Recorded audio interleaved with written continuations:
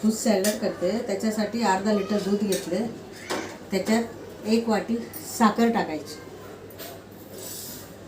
1 वाटी साखर टाकल्यानंतर 2 चमचे हे घ्यायचे, 2 चमचे कस्टर्ड पावडर, 2 चमचे कस्टर्ड पावडर घ्यायची. 2 चमचे कस्टर्ड पावडर घेतल्यानंतर त्याच्यात हे मिक्स करायचं.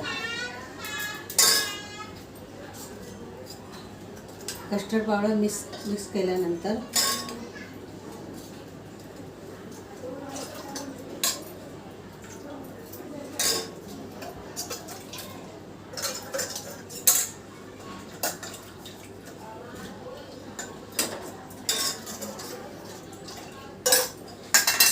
दोन चमचे टाकल्यानंतर थोडे 5 मिनिट उकळी येऊ द्यायची.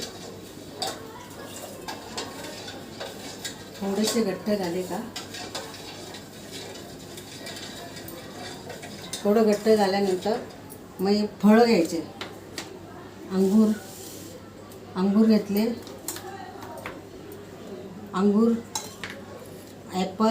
ॲपलचे बारीक बारीक तुकडे करणे, चिकूचे पण बारीक बारीक तुकडे, केळीचे बारीक तुकडे करणे. नंतर गार झाल्यानंतर हे टाकणे, मग फ्रीजमध्ये ठेवणे, खायचे. थंडीसाठी गरमीसाठी छान आहे. झालं.